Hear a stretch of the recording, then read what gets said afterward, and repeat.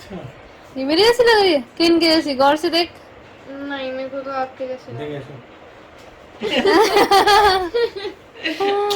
बेटू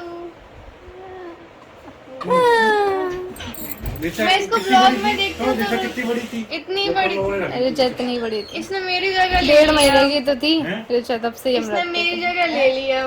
कितने महीने की थी रिचा अपने पास रहती? 1.5 महीने की थी, 1.25 महीने ही तो हुआ था उनको हाल। ले तो पहले ही आते हाँ, और फिर वो 3 महीने की रेस्ट मिलती है, तो वो ड्यूटी जाने लगी थी, फिर तो हमारी छोड़ जाती थी, मेरी जगह ले लिया। फिर तो ये हमारी चली रहती और ड्यूटी चली जाती थी, 3 महीने की रेस्ट मिलती है।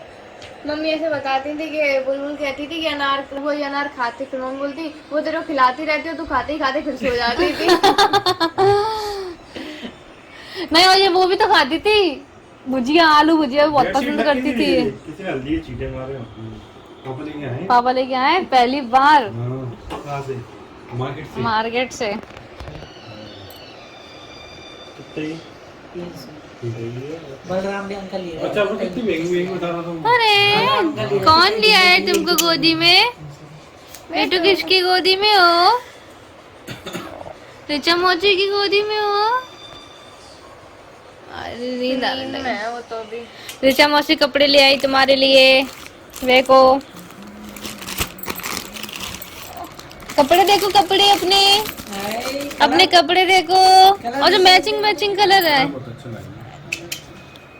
अच्छे लग रहे हैं बहुत। कपड़े ही कपड़े आ रहे हैं। मम्मी बोल रही है ऐसे ले ले। मैंने कहा नहीं, मेरे को नहीं चाहिए, मेरे को तो लड़कियों वाले दिलाओ। सही है ना, लड़की है तो लड़कियों को अच्छा, लड़की वाले लड़कियों कपड़े वाले अच्छे लगते हैं, फालतू में लड़का बना देते हैं। Hi guys, a very good morning, अस्सलाम वालेकुम। सो बस यहाँ पे अभी मैं किचन से अपना ब्लॉग शुरुआत कर रही हूँ। ये लाइट ऐसी क्यों हो रही है?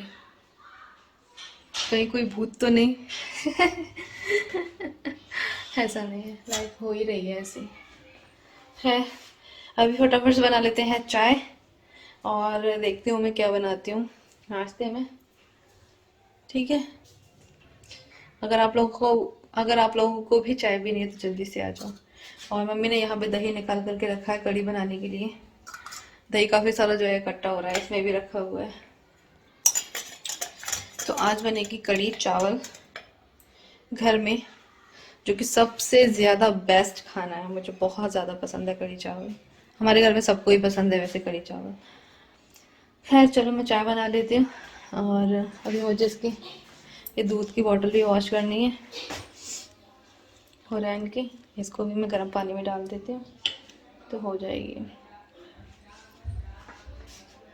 हाय गाइस, तो क्या आप लोग भी मेरी तरह एक अच्छे सीरम की तलाश कर रहे हैं? क्योंकि 25 की एज के बाद में एक अच्छा सीरम हमारे पास होना बहुत ज़्यादा ज़रूरी हो जाता है। हमारे जो एज के बाद में एंटी एजिंग रिंकल्स हो जाते हैं, फाइन लाइंस हो जाते हैं, हमारी स्किन बहुत ज़्यादा डल हो जाती है, तो उन सब के लिए सीरम लगाना बहुत ज़्यादा ज़रूरी हो जाता है। तो मैं तो कुछ टाइम से बहुत अच्छा सीरम ढूंढ रही थी, लेकिन अभी मुझे मिल गया है न्यूड ब्रांड का। ये है न्यूड का collagen booster coenzyme Q ten serum. इसकी पैकेजिंग आप लोग देख रहे हो ना, एकदम लग्जरी फील करा रही है, और वाकई में ये सीरम बहुत ज़्यादा अच्छा लगा, मुझे तो बहुत ज़्यादा पसंद आया है। और इसको किस तरह से यूज़ करना है, ये किन किन चीज़ों में काम करता है, वो सारी चीज़ें यहाँ पे मेंशन की गई हैं। इसके इंग्रेडिएंट यहाँ पे मेंशन किए गए हैं, तो आप लोग एक बार चेक जरूर कर लेना।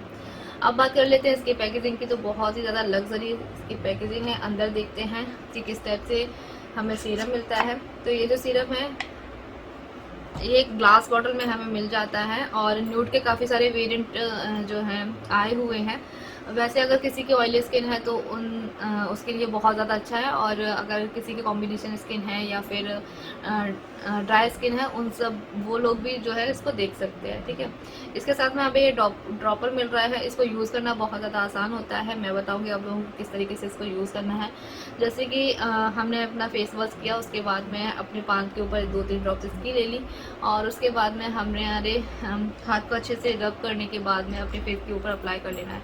हल्का सा ये ऑयली होता है, लेकिन आपके फेस पर या फिर नेक पर जो है अच्छे से एब्जॉर्ब हो जाएगा। तो ये जो सीरम है ये हमारी स्किन को हाइड्रेट रखता है, और ये स्किन की इलास्टिसिटी और कोलेजन को मेंटेन भी करता है। अब बात कर लेते हैं इसके प्राइस की। प्राइस जो है इसके हैं 790 रुपीज़, यानी कि 790 रुपये। और सेल्फ लाइफ इसकी 2 ईयर्स की है, यहाँ पे मेंशन किया गया है।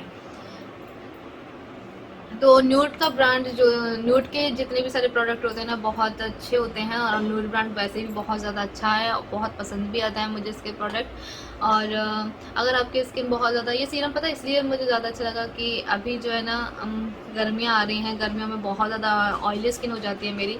वैसे जो है ना मेरी कॉम्बिनेशन स्किन है, लेकिन सर्दियों और गर्मियों के हिसाब से मेरी चेंज होती रहती है, तो उस हिसाब से मैंने ये सीरम पसंद किया। इसका लिंक डिस्क्रिप्शन बॉक्स में मिल जाएगा आप लोगों को, तो आप लोग वहाँ से चेकआउट कर लेना। अमेज़ॉन, फ्लिपकार्ट वगैरह पे भी ये अवेलेबल है। और इस सीरम का जो मेन इंग्रेडिएंट है वो कोएंजाइम Q10 है, क्योंकि ये हमारी स्किन की डलनेस को दूर करता है, ड्राइनेस को दूर करता है, और हमारे जो रिंकल्स हैं, फाइन लाइंस हो जाती हैं, उनको भी दूर करता है। 30 ml की बॉटल है, ग्लास बॉटल में ये आता है, साथ में हमें ड्रॉपर भी मिल जाता है ये। और मैं आप लोगों को साथ साथ बता दूं कि न्यूड ने और भी सारे प्रोडक्ट लॉन्च किए अपने स्किन के अकॉर्डिंग, तो आप लोग वो भी चेकआउट कर सकते हैं, लिंक मैंने डिस्क्रिप्शन बॉक्स में दे दिया है। तो गाइस चलिए अभी किचन में आ गए हैं, तो बना लेते हैं गर्मा गर्म से पकौड़े, प्याज के, आलू के, ठीक है। और उसके साथ में बनाएंगे चाय, तो बस हमारा ब्रेकफास्ट जो है कंप्लीट हो जाएगा। और बस यहाँ पे अभी मैंने चाय बनने के लिए रख दी है। और मैं वैसे जो है ना चाय ज़्यादा नहीं पीती हूँ, क्योंकि अभी गर्मी आ गई ना, सर्दियों में मुझे 1-2 टाइम में चाय लगती थी मुझे, अगर मैं नहीं पीती थी तो मेरा सर दर्द स्टार्ट हो जाता था, ऐसी आदत सी हो गई थी चाय की। और चाय लवर कौन कौन है वो मुझे कमेंट करके ज़रूर बताइएगा। हाँ, क्योंकि बहुत से लोग ऐसे होते हैं कि जिनको चाय की बहुत ज़्यादा लत हो जाती है, और वो ना अगर एक टाइम भी नहीं पिए ना तो उनका सर दर्द स्टार्ट हो जाता है। ऐसा मेरी मम्मी और पापा के साथ में होता है, तो इसलिए मुझे पता है। और बस यहाँ पे अभी हम बना लेंगे इलायची और अदरक वाली गर्मा गर्म चाय। तो बस अभी मैं आधा ही कप लेती हूँ, क्योंकि ना कभी कभी से मुझे ऐसा लगता है कि हाँ चलो अभी इस टाइम पे चाय पी लेते हैं। वैसे मैं चाय नहीं पीती हूँ, क्योंकि गर्मियों में बिल्कुल भी अच्छी नहीं लगती है चाय। तो बस यहाँ पे अभी मैं वो बनाऊँगी। और ऋचा भी आ गई, तो ऋचा भी बोलने लगी थी कि हाँ दीदी मेरे लिए भी चाय बना देना। वो मुझे दीदी बोलती है, कभी कभी बाजी भी बोलती है, तो उसकी जो मर्जी होती है ना वो बोलती है। और यहाँ पे वो स्लैब के ऊपर बैठ गई है, और यहाँ पे बैठे बैठे यहाँ जो है सारी बातें करना शुरू कर दी थी उसने, कि वो बोल रही थी कि आज मुझे निकलना है, क्योंकि मुझे आज मम्मी के पास जाना है। मतलब आज नहीं, सॉरी कल जाना है। सुबह ही सुबह उसके मामा जो है लेने आने वाले हैं, क्योंकि उसकी मम्मी की जो ड्यूटी है ना वो जयपुर में चल रही है। तो वो बोल रही थी कि मुझे ना मामा लेने आने वाले हैं, कल सुबह में मैं निकल जाऊंगी मम्मी के पास, मुझे जाना है, क्योंकि मेरी छुट्टियां भी आ गई हैं। एग्ज़ाम मेरे हो गए, क्योंकि वो 12th क्लास में थी, तो उसके एग्ज़ाम कंप्लीट हो गए हैं। और तो बस कल वो निकल जाएगी अपनी मम्मी के पास, क्योंकि उसकी मम्मी जो है ना विजयपुर में रहती हैं, वहीं पर उनकी ड्यूटी चल रही है। तो बस वही सारी बातें बता रही थी कि दीदी आज मुझे बस जल्दी से नाश्ता दे दो, फिर मैं निकलूँगी अपने घर के लिए। तो मैं बोल रही कि कल सुबह जाएगी ना तो फिर आज रुक जा हमारे पास, क्योंकि कल शाम में ही आई है, फिर उसके बाद मैं ये शादी में चली गई थी, तो फिर इतना टाइम ही नहीं मिला बैठने का, बातें करने का। तो बस हम लोग इससे ऐसे ही मजाक करते रहते हैं कि जब तू छोटी थी ना तो ऐसा करती थी वैसा करती थी। तो वो भी बताती है कि हाँ मम्मी मुझे बताती हैं कि बुलबुल दीदी तुझे बहुत प्यार करती थी।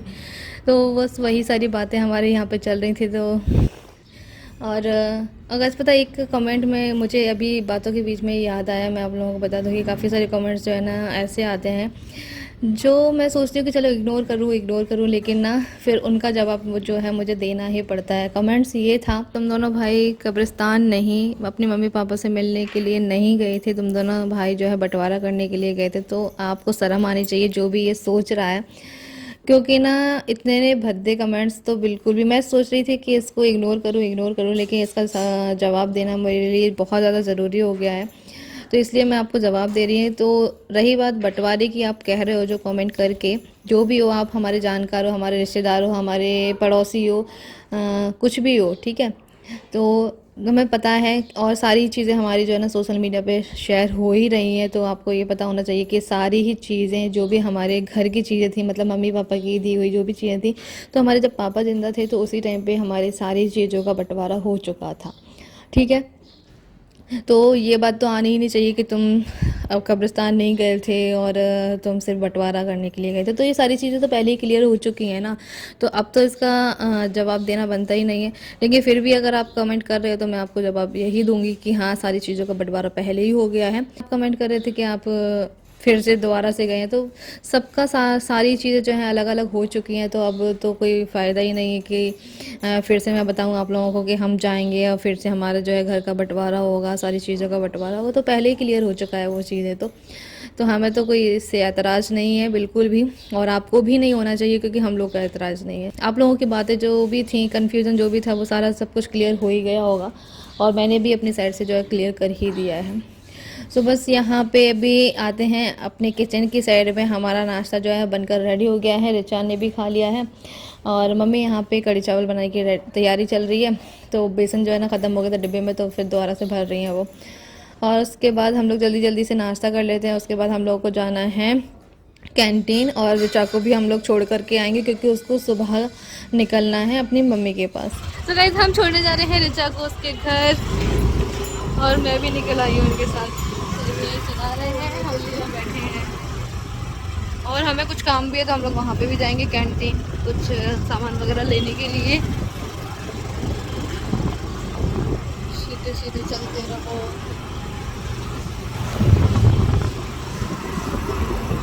हाँ, क्योंकि कैंटीन से जो है ना, हमारी जो पुलिस कैंटीन है ना, वहाँ पे सारा सामान बहुत अच्छे से मिल जाता है और मार्केट प्राइस से कम प्राइस में मिलता है। जो मार्केट में प्राइस चल रहे हैं ना, उससे कम में ही मिलता है और पुलिस वालों को थोड़ा सा फ़ायदा भी हो जाता है। तो इसीलिए जो हम लोग जो है ना, ज़्यादातर सामान जो है कैंटीन से ही लाने लगे हैं। पहले कैंटीन हमारे घर के पास ही हुआ करती थी, हमारे जब हम लोग पुलिस लाइन में रहते थे उस साइड थी, लेकिन अभी कैंटीन थोड़ा आगे पहुँच गई है तो बटालियन साइड में, तो फिर हम लोग को वहाँ पे जाना पड़ा था। और वहीं साइड जो है रिचा का घर भी है, मतलब उसकी मामी रहती हैं, तो उसको हम घर छोड़ेंगे। और उसको भी कुछ सामान लेना था क्योंकि वो कल जा रही है अपनी मम्मी के पास, तो उसकी मम्मी ने कुछ सामान बताया था कैंटीन से लाने के लिए, तो बस वो भी लेगी।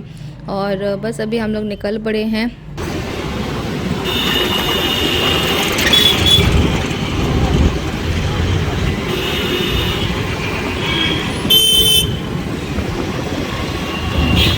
जय प्रमोद, जय जय। ऐसे तो दूसरा लगा रहा है।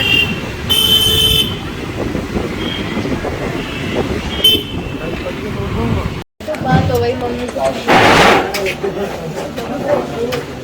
टिकट मोप हो गया। हो गया 2 पॉइंट किस बार में पढ़ती है बोलिए तुम? कल। अरे इन्हें कहीं नहीं पढ़ के लिखती है ऐसे ही जीरो। अरे मुँह मत चलाया करो, देखो आपको रोटी भी नहीं मिलती है तो घर पे। अपना रोटी नहीं मिले नहीं मिले। क्या आपके लिए लेके जा रहे ठीक है, 97 नंबर बिल में अपने घड़ी डिलीट कर देना। अभी करेंगे। वो आप टेंशन नहीं कम करके बिल बता। अंदर से कर जाएगा। ये हो गए?